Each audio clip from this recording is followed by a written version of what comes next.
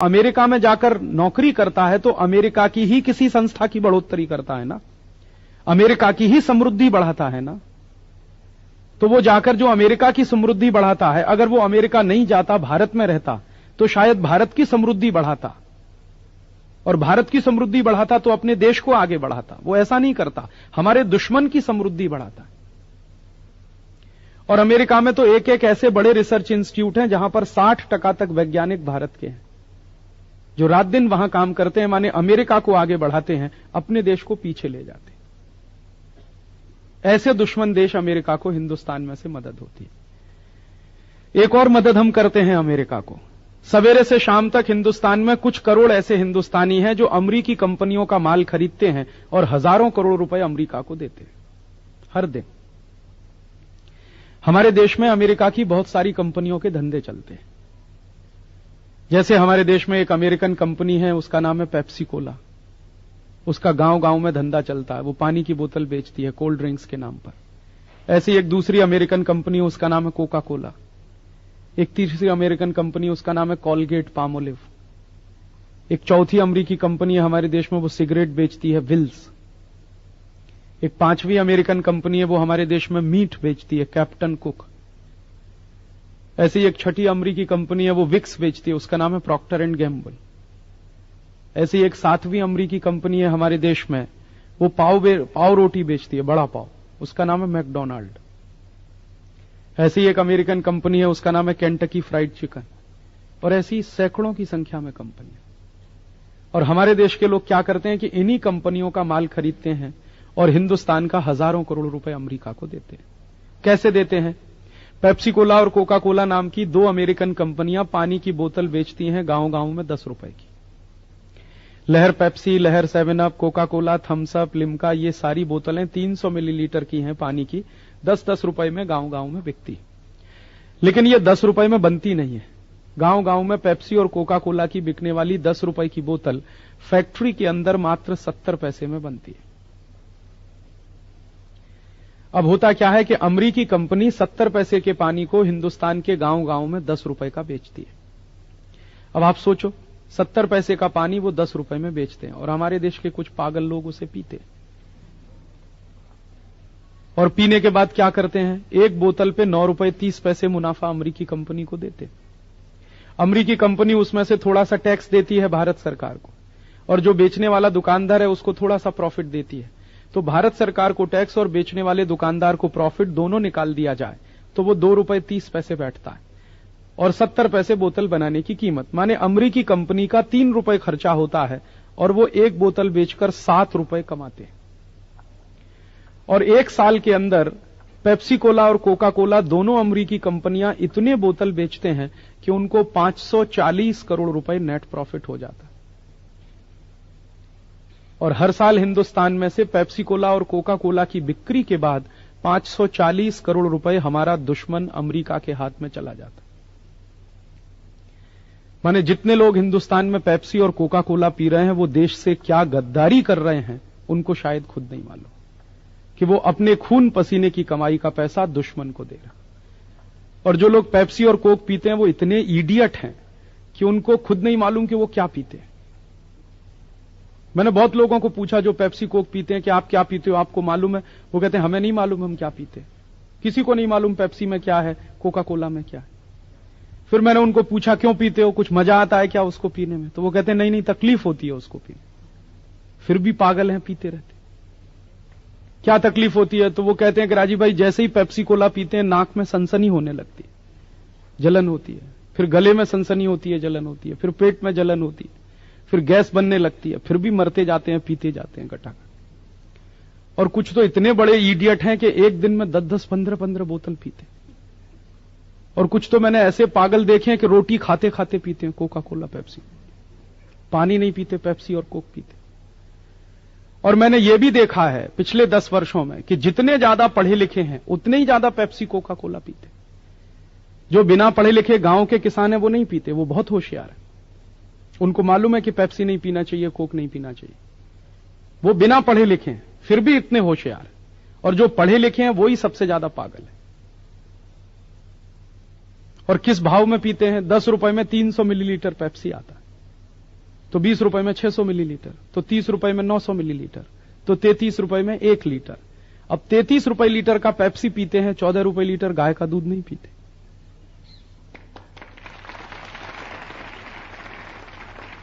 अब जो पढ़े लिखे बेवकूफ 14 रुपए लीटर गाय का दूध ना पिए, 33 रुपए लीटर पेप्सी पिए और पीने के बाद भी मजा नहीं आए, सनसनी हो शरीर में, उनको इडियट कहें कि स्मार्ट। और उनके कारण हिंदुस्तान का हर साल 540 करोड़ रुपए दुश्मन अमेरिका को चला जाता। हमारे देश में इस पेप्सी कोला कंपनी का एक धंधा और भी चलता है। यह कंपनी हमारे देश में बटाटा चिप्स बेचती है, उसका नाम है रफल्स, और एक पैकेट रफल्स का 15 रुपए का आता है। अब आप सोचो, 15 रुपए का एक पैकेट रफल्स का आता है, उसमें 40 ग्राम बटाटा चिप्स निकलता। अब 40 ग्राम बटाटा चिप्स 15 रुपए का, तो 80 ग्राम हो गया 30 रुपए का, तो 100 ग्राम हुआ 37 रुपए 50 पैसे का, तो 1 किलो हो गया 370 रुपए का। अब आप सोचो 370 रुपए किलो बटाटा चिप्स और 5 रुपए किलो बटाटा, 1 किलो बटाटा 5 रुपए का, 1 किलो बटाटा चिप्स 370 रुपए, कितने हजार टका मुनाफा है। वो सब अमेरिका जाता है। एक अमेरिकी कंपनी है हमारे देश में, वो विक्स बेचती है, उसका नाम है प्रॉक्टर एंड गैम्बल। हर एक गांव में विक्स की 25 ग्राम की शीशी 38 रुपए की बिकती है। अब 38 रुपए में 25 ग्राम विक्स है, तो 50 ग्राम हो गया 76 रुपए का, तो 100 ग्राम 152 रुपए का, तो 1 किलो हो गया 1520 रुपए का। 1520 रुपए किलो विक्स मिलता है, और 150 रुपए किलो गाय का घी। जितने में 10 किलो गाय का घी आएगा, उतने में 1 किलो विक्स आता है। और कुछ पढ़े लिखे पागल हैं जो गाय का घी नहीं खाते लेकिन विक्स लगाते। और मैं पूछता हूं क्यों लगाते हैं, तो वो कहते हैं सर्दी जुकाम ठीक होता है। दुनिया में सर्दी जुकाम ठीक करने की आज तक कोई दवा नहीं है। सर्दी जुकाम की दवा हो नहीं सकती, क्योंकि सर्दी जुकाम बीमारी नहीं है, इन्फेक्शन है, और इन्फेक्शन ठीक करने का काम शरीर खुद कर लेता है। कई बार आपको सर्दी जुकाम हुआ है, आप कुछ मत करिए, गर्म पानी पीते रहिए, 3 दिन में ठीक हो जाएगा। लेकिन विक्स लगाया तो 10 दिन ठीक नहीं होगा, यह गारंटी मैं दे सकता हूं। आप पूछोगे क्यों? विक्स में पता है क्या है? Petroleum jelly. और पेट्रोलियम जेली क्या होता है? आप कभी अपने शरीर पर पेट्रोलियम जेली लगा लीजिए, तो आपके शरीर के जितने रोम छिद्र हैं सब बंद हो जाएंगे। तो आपने नाक में पेट्रोलियम जेली लगा ली, तो उसके भी रोम छिद्र बंद हो गए, तो जुकाम तो चोक और हो जाएगा, और परेशानी होगी आप। लेकिन हैं लोग पागल जो टेलीविजन का जाहिरात देख देख के विक्स खरीदते रहते हैं, लगाते रहते हैं। 1520 रुपए किलो में आप घर में बनाइए, अगर विक्स तो 150 रुपए किलो में बनता है, उसको कंपनी 1500 रुपए किलो में बेचती है। आप सोचो कितने हजार टका मुनाफा। ऐसी एक अमेरिकी कंपनी है, वो सिगरेट बेचती है, उसका नाम है विल्स। 12 पैसे में एक सिगरेट बनती है, 2 रुपए की बिकती है, और एक साल में यह कंपनी 60 अरब सिगरेट बेचती है। 1 अरब में 100 करोड़ होता है, 60 अरब में 6000 करोड़। 6000 करोड़ सिगरेट हिंदुस्तान के 100 करोड़ की लोक संख्या वाले देश में बिकती है हर साल। और एक सिगरेट पे आप सोचो 1 रुपए 80 पैसे भी मुनाफा है, तो 6000 करोड़ सिगरेट पे मुनाफा बड़े आराम से 10 से 12,000 करोड़ रुपए का। इसका अर्थ क्या हुआ कि जो लोग विल्स पीते हैं वो खुद तो मरने ही वाले हैं, देश को भी मारेंगे। खुद तो मरेंगे क्योंकि विल्स पीने से कैंसर होगा, फेफड़े गल जाएंगे। देश को क्या मारेंगे? पैसा हिंदुस्तान का अमेरिका चला जाएगा। और जो विल्स पी रहा है वो मरेगा, बाजू वाला उसके पहले मरेगा, क्योंकि विल्स पीने वाला तो धुआं बाहर फेंक देता है, बाजू वाला पूरा खींच लेता है उसको।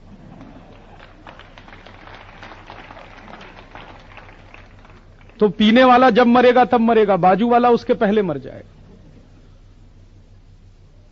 ऐसे उल्टे धंधे में हमारे देश के लोग लगे। दुनिया के सब देशों में सिगरेट की बिक्री कम हो रही है। इवन अमेरिका में सिगरेट की बिक्री कम हो रही है। यूरोप के देशों में सिगरेट की बिक्री कम हो रही है, क्योंकि जन जागृति लोगों में आ रही है, सिगरेट नहीं पीनी चाहिए। और हिंदुस्तान में धड़ल्ले से सिगरेट की बिक्री बढ़ रही है। मैंने बहुत रिसर्च किया इस बात पर कि हिंदुस्तान में सिगरेट की बिक्री क्यों बढ़ती है। तो पता है रिसर्च में मुझे क्या मिला? हमारे देश की पूरी क्रिकेट टीम सिगरेट के लिए जाहिरात करती है, इसलिए सिगरेट की बिक्री बढ़ती है। आपको मालूम है जितने नालायक क्रिकेट खिलाड़ी हैं सब सिगरेट का जाहिरात करते हैं। हमारी पूरी क्रिकेट टीम विल्स का ही जाहिरात करती है। आप जब भी देखो क्रिकेट का मैच होगा, हर एक खिलाड़ी विल्स का स्टिकर लगा के खेलता है। या तो वहां पर विल्स का स्टिकर होगा, या छाती पर विल्स का स्टिकर होगा, या इधर होगा, इंडिया पीछे होगा, विल्स आगे।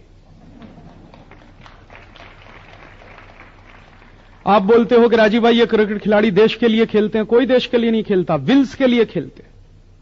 विल्स बिकना चाहिए, इसके लिए क्रिकेट का मैच होता है। और जितनी बार क्रिकेट का मैच होता है उतनी बार विल्स का जाहिरात होता है। और बार बार जाहिरात देखकर हिंदुस्तान के नए नए बच्चे सिगरेट पीना सीख लेते हैं। क्यों सीखते हैं? वो कहते हैं सचिन तेंदुलकर कहता है विल्स पियो तो पीते, सौरभ गांगुली भी कहता है विल्स पियो तो पीते। और मैंने ये माहिती लेने की कोशिश की कि ये क्रिकेट खिलाड़ी ऐसा क्यों करते हैं, तो पता चला विल्स कंपनी कुछ करोड़ रुपए इन खिलाड़ियों को देती है। विल्स कंपनी हमारे देश में से 10-12 हजार करोड़ रुपए कमाती है, उसमें से 10-20 करोड़ रुपया इन क्रिकेट खिलाड़ियों को दे देती है। बाकी सब मुनाफा वो अपने घर में रखती है। और ये खिलाड़ी उतने में ही बिक जाते हैं, अपनी आत्मा बेचते हैं शरीर के साथ साथ, हिंदुस्तान की आत्मा बेचते हैं हिंदुस्तान के साथ साथ, और ये धंधे में लगाते हैं विल्स का। और आप देखिए कि हिंदुस्तान की क्रिकेट टीम के सारे खिलाड़ी चुन चुनकर अमरीकी कंपनियों का ही जाहिरात करते हैं। सचिन तेंदुलकर सबसे ज्यादा जाहिरात करता है पेप्सी कोला की, फिर करता है कॉलगेट की, फिर करता है वीजा पावर की, फिर करता है स्टैंडर्ड चार्टर्ड की।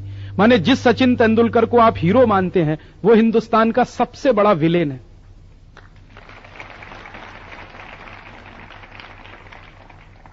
क्योंकि वो तेंदुलकर जाहिरात करता है सिगरेट की, पेप्सी की, कोका कोला की और इनकी कॉलगेट की या वीजा पावर की या स्टैंडर्ड चार्टर्ड की, ये सब अमेरिकन कंपनी है। तो तेंदुलकर की क्या कोशिश है कि ज्यादा से ज्यादा अमेरिकी कंपनियों का धंधा भारत में चले, तो ज्यादा से ज्यादा मुनाफा हिंदुस्तान का अमेरिका जाए। जो आदमी अपने देश का मुनाफा दुश्मन को देने के काम में लगा हो उसको हीरो कहें कि विलेन।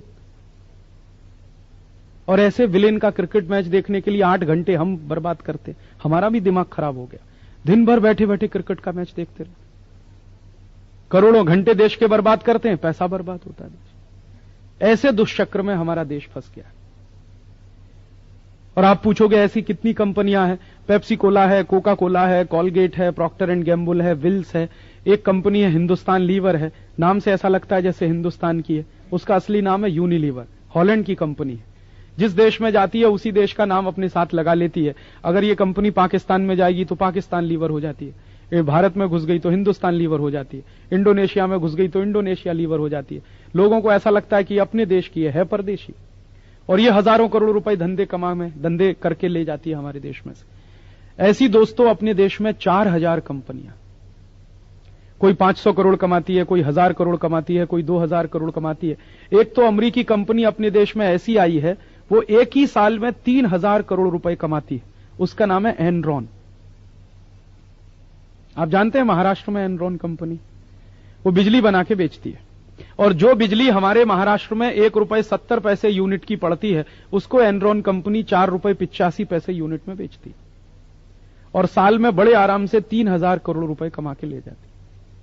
और ऐसा कितना पैसा हमारे देश का परदेश जाता है, वो माहिती लेने की जब हमने कोशिश की तो पता चला कि 4000 विदेशी कंपनियां हैं, एक साल में 80,000 करोड़ रुपए लूट के ले जाते हैं। और ये 80,000 करोड़ रुपए कहां जाता है? दुश्मन के हाथ में। अमेरिका में जाता है, ब्रिटेन में जाता है, फ्रांस में जाता है, जर्मनी में जाता है। ये सब देश हमारे दुश्मन हैं। यूरोप के देशों ने तो 200 साल हिंदुस्तान को लूटा, और उसी यूरोप के देशों की कंपनियों को फिर पैसा देते हैं हम लोग। और ये पैसा जो परदेश जाता है तो उससे 2 नुकसान होते हैं। एक तो दुश्मन के हाथ में पैसा जाता है, दुश्मन क्या करता है, वो पैसा पाकिस्तान को दे देता है। पाकिस्तान उस पैसे से क्या करता है? आतंकवादियों को पालता है। आतंकवादी क्या करते हैं? जम्मू कश्मीर के लोगों की हत्या करते हैं। या पाकिस्तान उस पैसे से क्या करता है? भारत पर हमला करता है। और दूसरा नुकसान क्या होता है कि हर साल अपने देश का अगर 80,000 करोड़ रुपए परदेश जाता है तो अपने देश का खजाना खाली हो जाता है। खजाना खाली हो जाता है तो सरकार क्या करती है? विदेशी कर्ज लेकर आती है। एक सरकार विदेशी कर्ज लाती है, दूसरी उसका ब्याज चुकाने के लिए कर्ज लाती है। कर्ज हर साल बढ़ता चला जाता है। आजादी मिली थी 1947 में तो 1 पैसे का विदेशी कर्ज नहीं था। अब आजादी मिलने के 52-53 साल के बाद हिंदुस्तान के हर एक बच्चे के ऊपर 6500 रुपए का विदेशी कर्ज। और यह विदेशी कर्ज इतना हो गया है कि हर साल इसका ब्याज देने के लिए सरकार को कर्ज लेना पड़ता है। कभी कभी ब्याज देने के लिए कर्ज नहीं मिलता तो हिंदुस्तान का सोना बेचना पड़ता है। 1990 के साल में हमारे देश में एक ऐसी सरकार बनी जिसको विदेशी कर्जे का ब्याज चुकाने के लिए देश का सोना बेचना पड़ा। और कितना? 20 मीट्रिक टन आप समझते हैं 20 मीट्रिक टन कितना? 1 मीट्रिक टन में 1000 किलोग्राम होता है और 1 किलो सोना 4.5 लाख रुपए का आता है। तो 20,000 किलोग्राम सोना कितने का?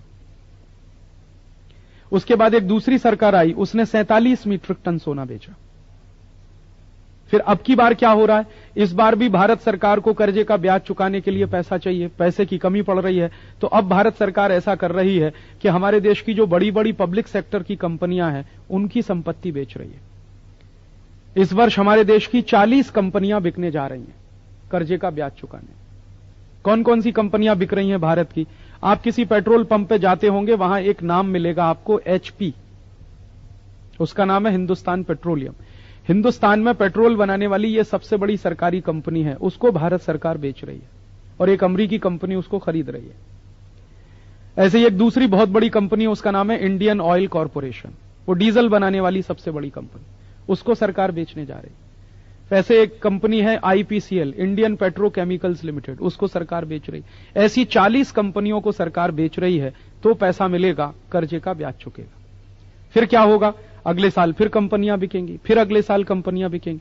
5 साल के बाद क्या होगा इस देश में?